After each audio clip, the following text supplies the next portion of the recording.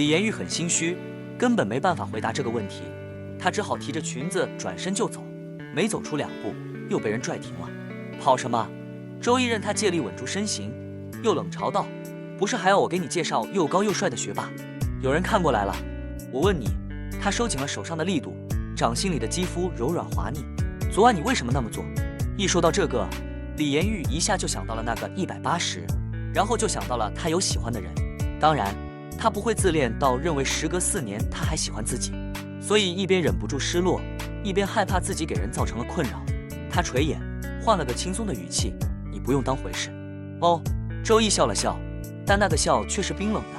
他的利口杀道：“原来是准备吊捉我。撒网养鱼啊！”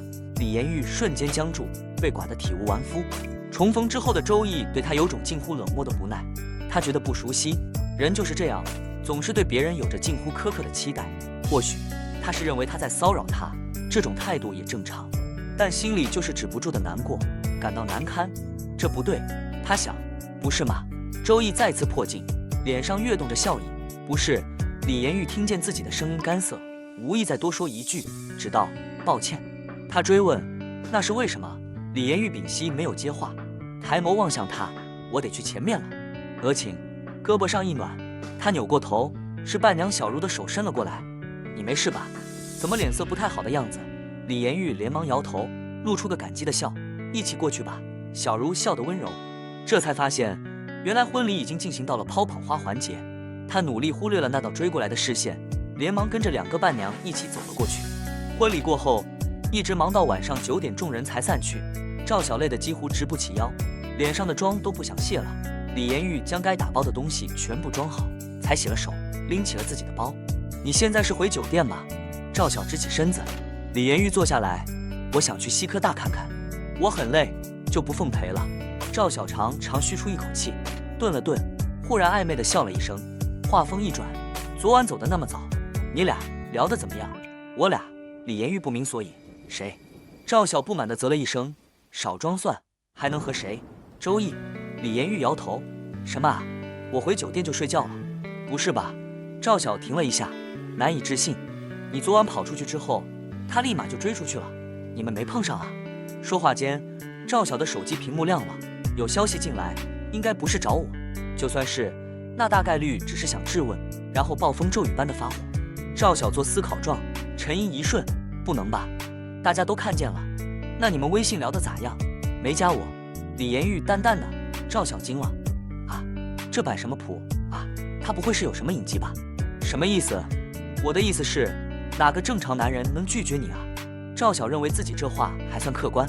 李妍玉是那种真正的陋室名娟，性子是有点孤冷，但她的长相却是热情妩媚挂的，而且长腿细腰，身形高挑，任谁都挑不出毛病来。早在大学的时候，追她的人就络绎不绝，何况工作之后有了经济基础，只是稍微一捯饬，那更是容色殊胜，不可方物，谁能拒绝得了？赵小若有所思，一拍大腿：“这大表哥可真会拿翘做态。不过你也别当回事，要我看，这实打实的是故意吊你胃口。”李妍玉问：“你怎么这么笃定？”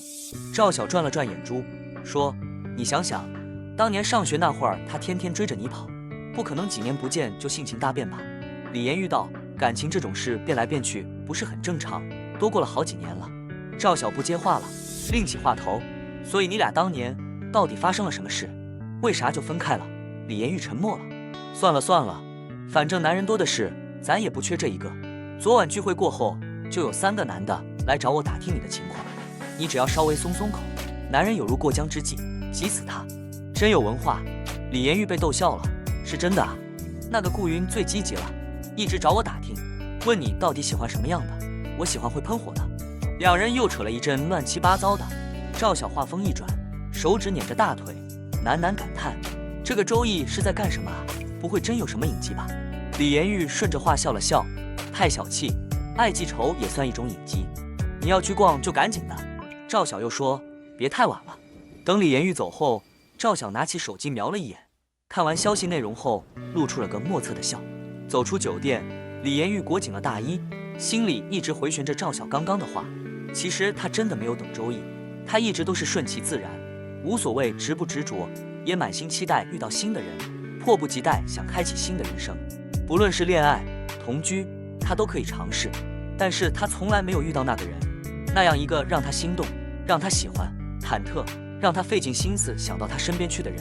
这世上哪有那么多爱情？反正他是遇不到，那就算了。时间不早不晚，李延玉直接打了个车到西科大。夜色甚浓，不知名的花香在空气里织成了丝织交落的网，将一切甜蜜的东西都牵连在一起。校外仍有面孔稍显稚嫩的学生走走停停，李延玉随便走了一会儿，抬头就看到那家如意面馆的店招还亮着，站在门口看出了神。上学的时候，他经常来这家店，便宜量大，味道还不错。就连周易周末穿越大半个城市过来找他，两个人也经常光顾这家店，但他已经好几年没来过了，没想到竟还是老样子。想着想着，他有些饿了，婚宴本身也没吃几口，加上又一直忙前忙后顾不上，这会儿才感觉饥肠辘辘，腹中空空，于是就走了进去。错过了饭点，店内没什么人，老板站在门口咕嘟咕嘟的大锅前，和店里的客人絮絮闲聊。见他走进来，老板笑着招呼道：“随便坐，想吃什么墙上都有。”李延玉点了点头，下意识加快了脚步，可走了没2步，又生生慢下来，因为和老板交谈的那个人突然偏过视线向他看来，那道视线从平静一下过渡到深邃，立马就让他紧张起来。是周易，他怎么会在这里？小姑娘，随便坐。老板见他不动，以为是拘谨。李延玉点头，打算就近坐下，还没放下包，就听不远处一道沉沉的声音响起来：“坐过来。”“和你认识呀？”老板看向周易。对，周易扫了李延玉一眼。“女朋友？”老板笑了笑，见人没答，又问：“吃点什么？”李延玉只好过去，在他对面坐下，然后抬眼看贴在墙上的菜单，讪笑：“挺巧的，吃什么？吃什么你还不知道？”周易讽刺。李延玉只好收回视线，转头对老板说：“2份中辣牛肉面，1份多加香菜，另外1份不要香菜。”好嘞。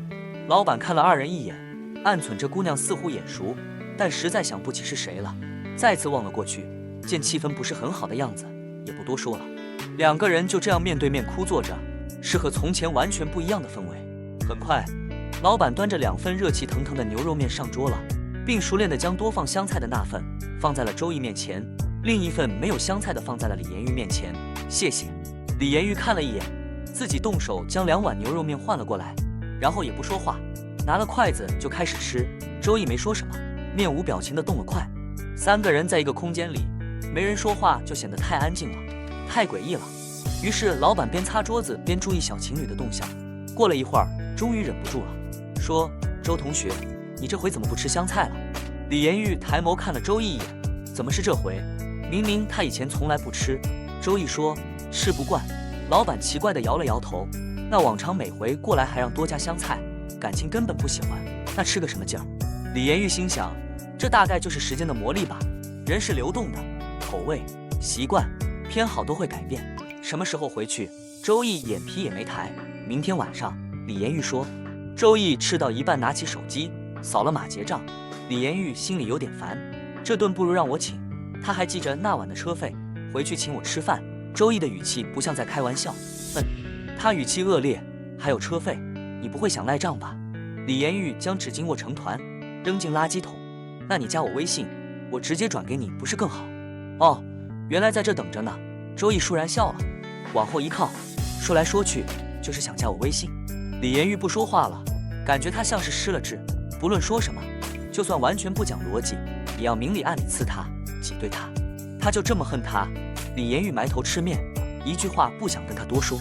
在记忆里，这家面馆的味道很好，但现在不知道为什么吃起来却觉得太咸太辣，嘴唇辣的都没了知觉，胃里已经有些撑不住了。不到5分钟，李延玉就开始用全部的知觉去感受胃里那种翻腾的灼烧感和脊背上一颗颗滚落的汗珠。老板，要1碗面汤。周易高声说。李延玉当然不会以为他是给自己叫的，于是也跟了一句2碗。面汤上桌，他就着涮了涮再吃，还挺合适。过了一会儿，一阵嘈杂的脚步声逼近，几个举着手机的学生走了进来，口里念念有词，似乎在直播。几个人在邻座坐下，其中一个黄头发女孩在念直播间的留言，请主播把手机转过去点。后面那桌好像有个帅哥啊，看看帅哥。念完之后，女孩迅速把镜头对准了周易，几道视线齐齐定在了他身上。嘿，真的是帅哥。短发女孩化着大浓妆，笑嘻嘻地嚼着口香糖。黄头发女孩见状，高声说：“家人们，想要帅哥的联系方式，请在直播间扣1，快，让我看到你们的热情。”李妍玉回过头，瞥见了屏幕左下角整齐的一排排111，又留意了一下周易的表情。哦，他面无表情。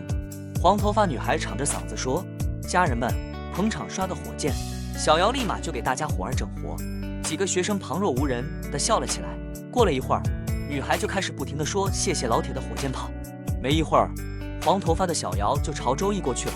他举着自拍杆，镜头对准了他，故作娇羞地问：“帅哥，帅哥，请问你是西科大的吗？”“不是。”周易面无表情，他有点不耐烦。李妍玉看出来了，也是，谁被陌生人这样不打招呼直接往镜头里对，都会烦，太没边界感了。小姚一听这冷淡的语气，不由有些尴尬，立马又说：“啊，没事儿，那个，能不能把你的微信给我一下呀？”李妍玉静静地看着，发现他那碗面汤根本没动，然后就见周易淡定地望向了自己，这一眼叫做祸水东移，直接把麻烦招给了李妍玉。他自己不想拒绝，就非要推给他，让他来做坏人。果不其然，小姚立马看向李妍玉，问道：“小姐姐，这是你男朋友吗？不是的话，能不能问他加个微信？”“不是。”李妍玉对着转向自己的镜头笑了笑，但他不太方便，所以还是别加了。小姚立马好奇地问：“什么不方便？可以跟我们的粉丝说一说吗？”“就不方便。”李妍玉为难道：“哪里不方便？”小姚紧追不舍，有隐疾。然后整个空间就安静了。小姚讷讷地张大了嘴巴，已经自动脑补了一场大戏。没想到这人这么不见外，啥话都说，直接给他整不会了。他坐了回去，有些踟蹰地重复了李妍玉的话：“家人们，不好意思哈，帅哥有难言之隐，咱们就别戳人家的痛点了哈。”话音刚落，便见周易伸出漂亮的手指，在李妍玉镜前的桌面点了点，问：“什么隐疾？”李妍玉也不回答，将碗推开，拿起包，起身就往外走。路过店老板的时候，他大方笑了笑，换来老板一个意味深长的眼神，那眼神仿佛在说：“有病好好治，别让他耽误。”什么隐疾？当然是小七爱记仇了。